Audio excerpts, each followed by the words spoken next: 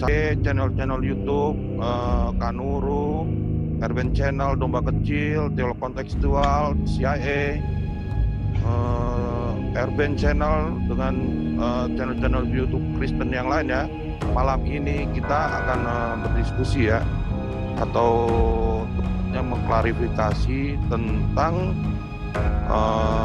sebuah gereja yang berada di Jawa Tengah yang dijual tapi diperuntukkan akhirnya untuk masjid ya dibilangnya. Jadi acara ini dipandu oleh brother kita Pak Wawan ya, dengan narasumber yang sangat berkompeten ya, yaitu brother Wahyu. Silakan. Evangelis Wahyu. Evangelis Wahyu. Silakan Pak Wawan memandu acaranya. Baik, terima kasih. Selamat malam semuanya teman-teman, Bapak Ibu Saudara dan netizen dimanapun Anda berada yang sekarang terjangkau secara langsung dari EBC dan teman-teman YouTube yang lain. Malam hari ini kita kedatangan seorang narasumber dari Gereja Kelas Baru. Beliau adalah selamat malam.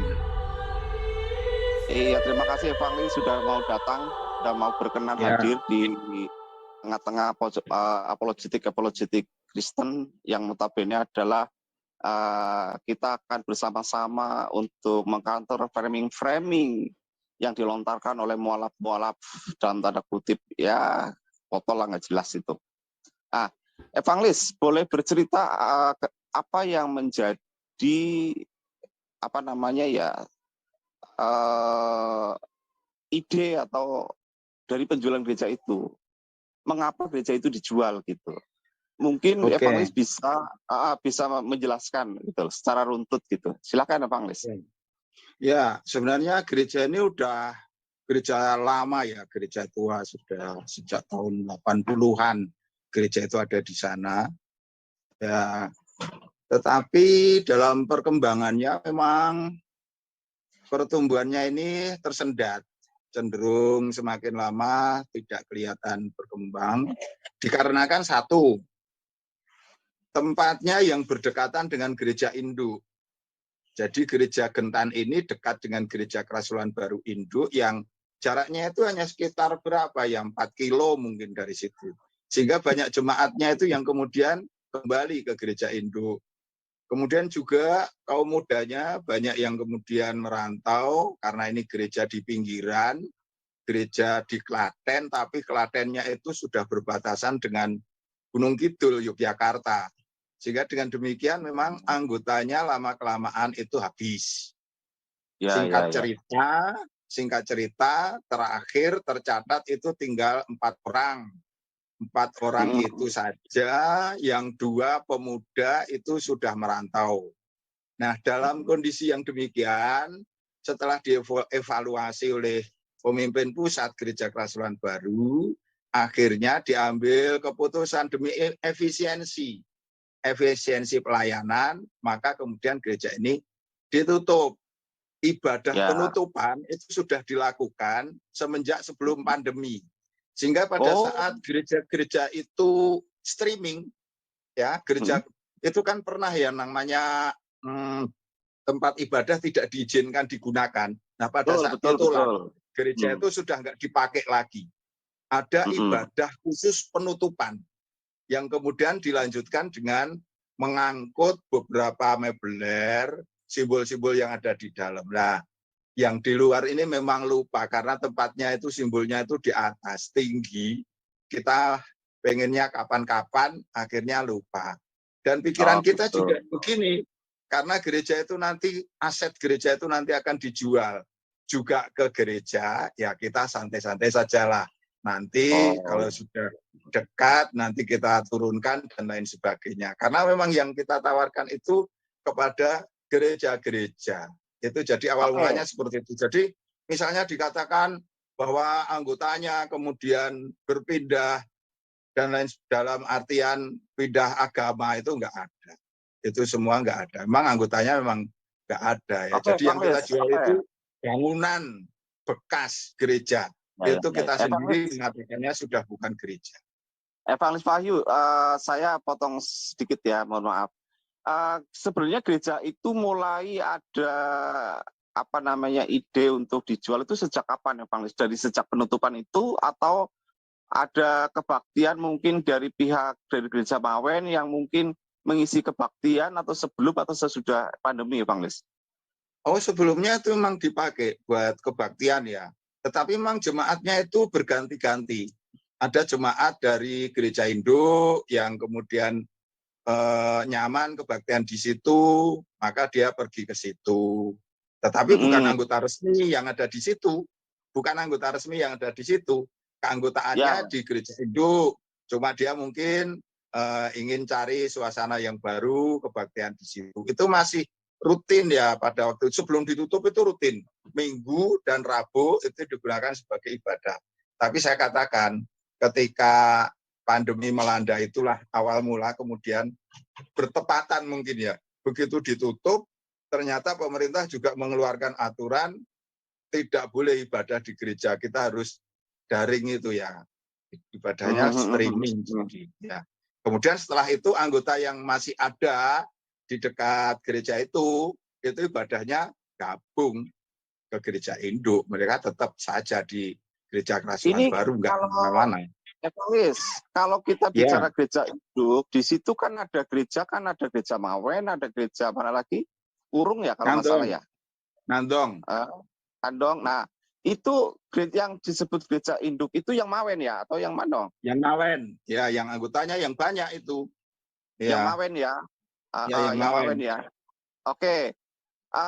Evangelis, setelah ditutup, terus mungkin kan ada selentingan mau dijual. Lalu kira-kira siapa saja yang sudah pernah menawar atau bertanya kepada pihak yang diberi kuasa jual oleh gereja? Lalu misalnya kenapa kepada penawar pertama, kedua, ketiga, keempat belum dikasih gitu misalnya. Itu bagaimana Evangelis? Bisa dijelaskan? Ya, kita gereja menawarkan ke gereja-gereja yang ada di sekitar ya. Itu dengan memberikan harganya sangat murah itu. Karena memang kita harapannya biar itu bisa dipakai pelayanan lagi. Harganya tidak saya sebutkan, nominalnya itu murah. Tetapi di dalam pembicaraan, beberapa gereja itu berminat. Ya, berminat melakukan pendekatan, penawaran, tapi tidak sampai pada titik temu. Misalnya, ada yang mengatakan kalau diangsur boleh enggak. Nah, itu pemimpin pusat enggak setuju. Ada yang mengatakan begini, kalau dikontrak dulu gimana, saya bayarnya besok. Nah, pemimpin pusat juga tidak setuju. Kemudian ada yang sangat bersemangat. Sampai survei ke sana dan lain sebagainya, lihat-lihat, setuju. Tapi berjalannya waktu menjadi ragu-ragu. Karena dia punya pikiran, nah ini nanti kalau saya beli kira-kira bisa dipakai lagi untuk gereja atau tidak. Nah, yang seperti itu. Sampai akhirnya datanglah orang yang namanya... Saya dengar katanya dari Evangelis, saya dengar katanya dari pihak pemerintah desa juga menawar gitu untuk kegiatan. Oh iya. Gimana itu? Pemerintah desa itu menawar mau dibeli buat bagian dari kantor desa. Cuma tawarannya memang sangat rendah ya, dari sisi nominal itu tidak disetujui oleh pihak gereja. Memang kita nggak mencari profit, cuma itu memang sudah ditawarkan sangat murah. Tapi ya biasa orang kalau mau beli kan ya misalnya sudah ditawarkan murah, tetap saja mereka menawar dengan harga yang lebih murah lagi. Nah itu akhirnya belum tercapai kata sepakat. Terus datanglah yang orang yang bernama Matias itu. Ya, yang itu gini. Silakan ya. Gini ya. Silakan. Matias itu datang langsung ke lokasi ke gereja Gendan, bertemu dengan saudari yang biasa membersihkan gereja itu. Nah, tentu saja saudari ini tidak bisa memutuskan. Dia menyampaikan kepada saya karena saya juga tidak kenal orangnya. Ya, dan juga saya masih terikat pembicaraan dengan gereja yang lain, ini saya diamkan. Tahu-tahu orangnya ke kantor cabang yang di Jogja, mengatakan maksudnya untuk membeli gereja itu.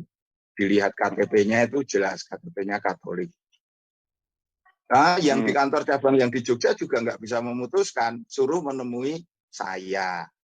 Nah, ketika menemui saya katakan ya kami masih terikat dengan pembicaraan yang di depan. Nah, karena pembicaraan yang di depan itu menjadi ragu-ragu, akhirnya kami membuka penawaran. Nah, dia yang langsung nyaplok itu, langsung menghubungi saya,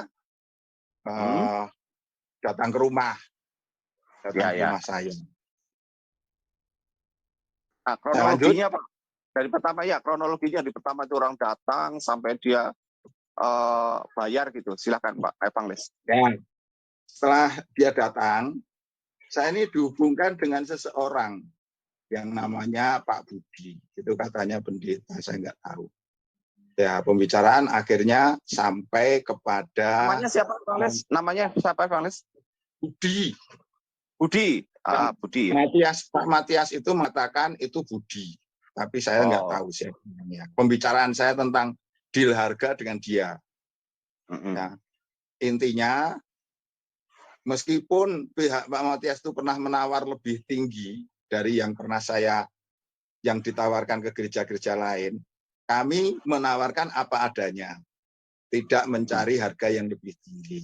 Karena pikiran saya itu masih bersih, tanpa prasangka, yaitu kan mau dipakai buat pelayanan. Orangnya yang mau beli juga sesama saudara seiman, KTP-nya jelas. Saya bahkan pernah sampai bertanya, ini nak besok gereja yang mau beli itu gerejanya apa? Dia sebutkan nama Gereja Kabar Baik. Saya komentarnya begini, oh berarti besok gereja itu singkatannya tidak akan berubah. Semula Gereja Kerasulan Baru menjadi Gereja Kabar Baik, sama-sama GKB. Nah itu pembicaraannya sampai di situ. Akhirnya disepakati harga. Nah, harga yang sudah ditentukan, kemudian juga dari pihak ini, Pak Budi itu memberikan fee. Ada fee sejumlah uang, 10 juta, yang 5 juta untuk Pak Matias, yang 5 juta mau diberikan kepada saya. Saya tolak, di tempat kami tidak ada sistem seperti itu, Pak. Kalau memang Bapak mau ngasih fee ke saya tetap laporkan ke gereja. Biarlah nanti penyikapannya langsung dari pihak gereja. Setelah saya sampaikan kepada pengurus gereja memerintahkan agar fee dimasukkan sekalian. Jadi harganya itu sudah termasuk fee itu. Akhirnya jelas itu deal ya. Terus hari berikutnya diberi DP. Transfer DP begitu cepat, selang 1 hari berikutnya dilunasi. Ya saya kan senang, memang saya tidak punya prasangka apa-apa. Saya merasa yang diberi tanggung jawab untuk menjual aset itu sudah ketemu pembeli yang baik, ya saya sambut saja. Seperti itu. Akhirnya kita ke notaris. Ditunjuklah notaris. Notarisnya juga saudara kita sendiri. Notarisnya itu orangnya sangat baik, saudari kita sendiri. Di sana terjadi yang disebut perjanjian jual beli yang kita tanda tangani. Yang kata notarisnya begini, ini bukan akta jual beli, Pak. Ini adalah legalisasi atas transaksi yang dilakukan di bawah tangan. Sehingga notaris itu hanya melegalkan pembayaran yang sudah dilakukan atas aset itu. Saya senang saja karena saya juga nggak ngerti di belakang itu ya. Saya senang saja. Saya merasa sudah selesai, saya sudah plong, saya pulang. Kunci juga sudah diambil sama Pak Matias itu. Malamnya saya diberitahu oleh saudari kita yang menjaga gereja itu. Diberitahu katanya info dari Pak Lurah, Pak RT, gedung gereja itu yang membeli bukan orang Kristen, tapi yang membeli adalah mualaf Cina. Wah, saya shock. Saya kaget luar biasa, tidak bisa tidur semalaman. Saya langsung lapor ke pemimpin pusat. Saya lapor, apa adanya saya ceritakan. Kemudian saya hubungi Matias ini. Pak Matias, saya tanya, terus terang, siapa Anda? Yang membayar, yang beli gereja itu siapa? Dia hanya sebutkan donatur. Donatur itu siapa? Saya tanya. Kemudian disebutkan nama Hani Kristianto. Saya browsing, oh ternyata benar itu. Ya sudah, akhirnya terjadilah itu yang saudara sudah tahu semua. Terus dilakukan, terus pada malam berikutnya dilakukan di situ katanya ada apa namanya buka bersama dan tarawih bersama atau seperti apa, Bang Lis? Bisa dijelaskan? Nah, itu paginya saya dapat info dari saudari kita itu, dapat undangan gedung aset kita itu mau dipakai untuk sholat tarawih dan acara buka puasa bersama. Saudari kita itu diundang, saya juga diundang. Tapi saya nggak datang, saya sudah tahu seperti itu, saya nggak datang. Baru kemudian viral lah itu YouTube itu viral itu. Ya. Jadi Bang Lis, intinya gini, coba saya tambahkan sedikit. Ya boleh, silakan. Perjanjian jual beli itu dari Gereja Kerasulan Baru menguasakan kepada saya. Ya. Yang membeli itu atas nama pribadi, Saudara Matias. KTP-nya Katolik, dia mengatakan nanti untuk pelayanan untuk gereja. Ya sudah, akhirnya disetujui oleh pihak pengurus, disetujui, terjadilah itu perjanjian jual beli itu. Disetujui pusat langsung ya juga ya. Iya.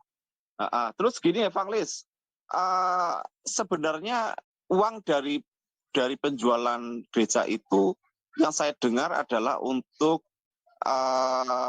menyokong pembangunan gereja yang lebih besar yang di tempat-tempat lain. Itu betul ya? Karena setahu saya gereja Kerasulan Baru itu adalah gereja yang sangat besar di Indonesia, Bang Lis. Gimana ya, Bang Lis? Menurut Bang Lis? Ya, kalau seperti itu harus klarifikasi dulu langsung pada pengurus gereja ya. Karena yang namanya uang kalau udah dikelola itu kan nanti kan dicampur, uang kita menganut asas keuangan kita itu kan sentralisasi di pusat yang menentukan semuanya. Uang itu kan langsung masuk satu rekening ke sana. Jadi ya terserah saja, saya kurang tahu dari pihak badan pengurusnya.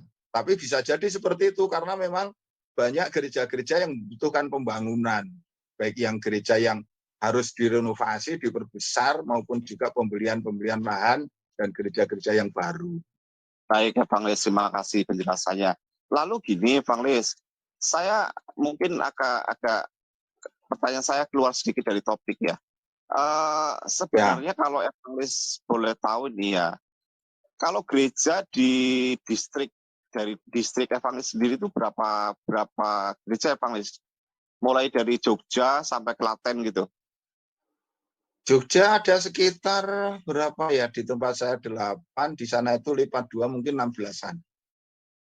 Luar biasa juga itu, banyak itu 16 gereja. Saya awal mulanya kalau yang sebelumnya ya saya melayani Mawen, Ngantong, Klaten, Cetana itu Kurung, terus ada di Wonogiri itu Giri Tontro, ada di Sragen, kemudian satu lagi yang ada di Kartosuro, Bokajen. Itu ada satu lagi bersama Gentan itu. Tidak termasuk Surakarta berarti ya? Ya itu memang distriknya itu sekarang namanya subdistrik. Oh, subdistrik Surakarta ya. Baik, subdistrik terima kasih ya. Terima kasih Evangelis Wahyu ya. Bagi teman-teman silakan yang mau misalnya mau bertanya sesuatu gitu kepada Evangelis, mohon dipersilahkan. Silakan mulai dari siapa dulu? Pak Hindra dari Australia, silakan Pak Hindra. Ya, salam kenal Pak Wahyu. Saya Hin dari Australia, Pak Wahyu. Dari tadi Pak Wahyu hanya memberikan narasi-narasi ya. Tetapi mungkin teman-teman dari YouTube ini ingin meminta data yang bisa diperlihatkan supaya membuktikan bahwa Pak Wahyu ini benar-benar memberikan bukti gitu loh Pak. Sepertinya jangan hanya narasi aja gitu. Kalau bisa ditambahkan dengan bukti-bukti, maka apa yang kita perjelas atau kita klarifikasi ini semakin mantap gitu loh Pak. Silakan Pak. Apakah foto KTP dari pembeli misalnya bisa jadi bukti bahwa dia itu ternyata KTP-nya itu adalah termasuk secara data di KTP itu saudara kita karena Katolik. Gitu ya. Boleh Pak. Ya, karena itu Matias itu Coba. atas nama Matias itu kan didengung-dengungkan Pak di YouTube mereka itu yang sudah beredar. Silakan Pak. Iya. Tapi nge-share-nya gimana? Saya nggak bisa. Kirim ke saya Ada Pak. di- Kirim ke saya Pak. Ada di Kirim ke galeri. saya. Ya. Oke, Kirim ke ya. WA saya Pak. Kirim ke Kirim aja WA ke WA saya. siap. Pak Wawan. Iya. Ya. Kirim Ya, ke WA. siap. Ya, nanti Pak Wawan nanti Ini share. saya yang share ya. Ya. Silakan teman-teman sambil ngobrol. Ada nggak Pak? Ya, Ini Pak. silakan. Waktu pembelian itu ada nggak? Biasanya kan ada foto. Nah, ada nggak foto? Waktu foto orang yang membeli itu Pak. Waktu di notaris di mana gitu. kalau Foto di diserupakan notaris- Pak, itu Pak. Oke. Ya, foto di notaris ada, tapi saya enggak di-share, belum minta. Tapi memang di foto-foto di situ. KTP-nya dulu ya. Ya Pak, silakan. Kirim aja ke saya, Bang Lis. Siap. Ya, Pauli, lanjut Pauli. Itu Pak Uli, ini Esen. Ya, selamat malam Pak Wahyu. Selamat malam. Begini Pak tadi mengatakan ada perjanjian jual beli ya, PJB ya dengan notaris. Ya, dan ya. Ya. Kira-kira apakah nanti misalnya apakah memungkinkan misalnya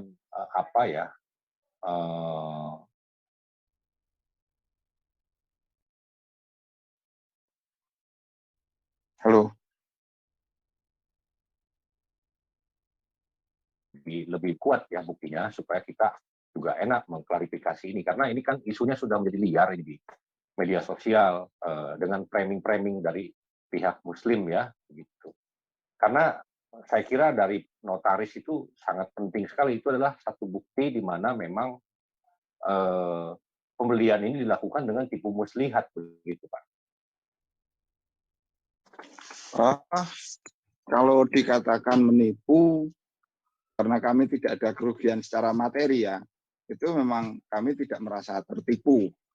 Tidak Oh merasa iya, tertipu. betul. Kalau Maksud saya itu dibohongi, kalau saya dibohongi, itu si Matiasnya yang membohongi saya. Suara hilang. Jadi intinya saya lebih berurusan dengan dia daripada kelompok-kelompok itu. Ya, jadi dia yang mengatakan sesuatu yang tidak benar tentang siapa yang membeli gereja, aset gereja. Karena kalau saya berbicara dengan orang-orang kelompok itu, mereka mengatakan, loh Bapak itu kan jual aset itu kepada siapa saja. Kan begitu. Ya kami termasuk yang berminat, ya kami beli. Kan seperti itu. Nah, tetapi kalau dari sisi si Matias ini, memang ada kebohongannya. Kebohongannya yang dia tidak terus terang. Bahkan saya tanya, jawabannya itu tidak sesuai dengan fakta. Betul. Maksud saya begini Pak, maksud saya adalah Bapak kan tanda tangan perjanjian jual beli ini dengan Matias ini kan, begitu kan? Ya betul. Ya. Betul, oke. Nah, Matias ini sementara KTP-nya menurut Bapak adalah KTP Kristen, kan begitu, Katolik ya, Katolik. Katolik. Nah, tetapi pada akhirnya gereja ini diserahkan ke tangan Muslim, kan begitu, para mualaf-mualaf itu. Nah, ini kan sesuatu rangkaian ada kebohongan di sini. Ini yang yang seharusnya kita bongkar begitu loh. Maksud saya, jika misalnya bisa ada berkas tentang bagaimana perjanjian jual belinya dari notaris itu semakin bagus, semakin kuat. Memang dalam hal transaksi tidak ada penipuan, tetapi penipuannya bukan soal transaksi, Pak, tetapi cara membelinya gitu loh. Ya, itu ada ya. Surat yang namanya perjanjian jual beli itu dibuat rangkap 3. Satu diberikan saya sebagai penjual, satu diberikan kepada Matias sebagai pembeli, satu ada pada notaris. Ya itu ada. Kami pegang, sampai sekarang masih saya pegang. Itu saya jualnya kepada pribadi, bukan pada organisasi, bukan pada kelompok, kepada orang yang namanya Matias itu.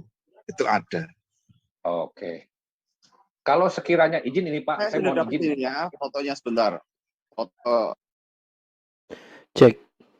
Surat perjanjian jual beli itu daripada fotokopi KTP. Karena Ya, fotokopi KTP di share seperti ini itu nanti ada deliknya Pak, ada undang-undangnya. Ya, Evangelis mohon diketahui bahwa Pak Oli ini ya sedikit banyak ya mengenai hukum tahu beliau Pak Evangelis. Jadi silakan Pak Oli, silakan. Ya, maksud saya tadi saya mohon izin kalau misalnya boleh surat perjanjian jual beli itu ditulis saja, dikirim ke Pak Wawan, nanti bagian-bagian tertentu bisa ditutup begitu loh. Kita bisa perlihatkan itu daripada KTP, karena kalau KTP itu data pribadi seseorang, terlepas dari itu asli atau tidak, itu bisa nanti kena undang-undang delik gitu. Jadi itu saya kira itu tidak bagus ya. Gitu. Terima kasih. Silakan Pak Wawan. Ya, jadi kalau boleh berkenan di foto aja, nanti saya kirim ke Pak Oli biar sama Pak Oli di ya di skip lah apa yang perlu di skip gitu. Ya kalau dalam hal ini tidak langsung ditayangkan mungkin bisa ya. Tapi karena saya ini hanya yang diberi kuasa, saya kan harus tanya dulu sama yang memberi kuasa. Betul Evangelis, betul kepada pusat di Bandung ya. Ya. Betul. Mungkin ada teman-teman yang lain yang mau lebih mendalami. Ya, saya juga Bang. Saya dulu Bang. Oke, silakan. Ya, Resen aja yang mau tanya. Resen ya, yang mau nanya Resen ya, silakan. Jadi kalau menurut saya ini aja Bang, aja identitas palsu. Nanti baru sejalannya artinya ketika diperiksa ya apakah benar dia Katolik atau tidak gitu. Sebab kalau misalnya Katolik dia mengaku bahwa untuk gereja A misalnya bisa juga calo. Sebab kalau misalnya gereja Katolik itu nggak mungkin membeli orang per orang karena dia pasti ada dewan gereja atau apa yang membelinya gitu, tidak orang per orang. Jadi bisa saja artinya dia calo dalam hal ini kalau menurut saya sih gitu. Atau ya identitas palsu gitu, bisa jadi seperti itu. Karena tidak mungkin begini Bang. Artinya secara logika seorang Kristen nggak mungkin berbohong untuk dengan alasan mengatakan tadi untuk membuat gereja, tahu-taunya untuk membangun masjid. Kalau dia tahu seperti itu, artinya dalam hal ini kalau menurut pemikiran saya pasti dia tahu, karena itu lapor aja identitas palsu dulu gitu. Nanti ruang untuk kesananya itu pasti ada gitu, maksudnya ruang untuk kebohongan tadi ada, walaupun di dalam MOU-nya nggak masalah itu.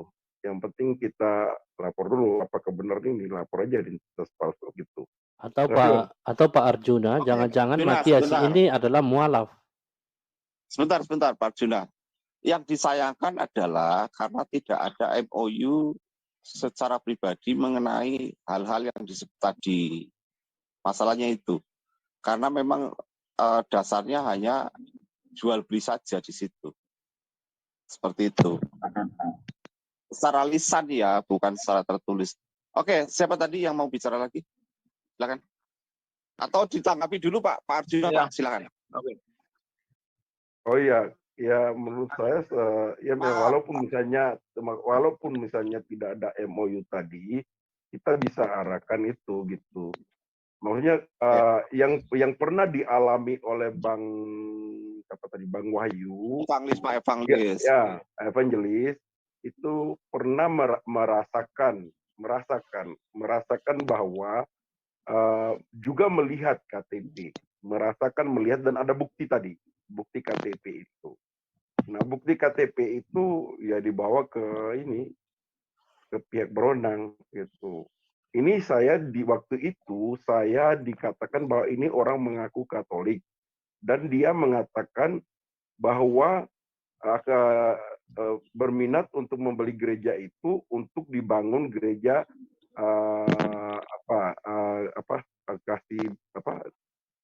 kasih apa tadi? GKB juga yang sama. Namun dalam perjalanan ternyata dia membohongi saya. Berarti ini identitas palsu. Jadi saya mau lapor identitas palsu. Itu aja. Itu. Kalau menurut saya sih seperti itu. Oke. sudah bisa ditangkap maksudnya. Evangelis, apakah ada secari kertas lah yang menyatakan bahwa memang benar akan dibeli untuk ini dan itu gitu, Bang Lis? Nah, Bang Lis. Saya ingin klarifikasi. Suaranya kurang keras ya, Bang Lis, agak dekat. Ya. Yang pertama, saya klarifikasi yang pertama. Saudara Matias ini tidak pernah menyangkutkan pembicaraan dengan gereja Katolik, nggak pernah. Yang dia sebutkan adalah gereja Kabar Baik yang saya nggak tahu itu dia dapat istilah itu, nama itu dari mana. Dia sebutkan itu. Tapi dia tidak pernah menyangkutkan dengan gereja Katolik. Bahwa dia itu KTP-nya Katolik jelas. Karena itu dipakai untuk perjanjian jual beli, persyaratan. Tapi apakah dia itu Katolik beneran atau bukan, saya tidak tahu. Iya, makanya saya katakan tadi, lapor aja identitas palsu. Karena tidak ada MOU tadi, dilapor aja identitas palsu.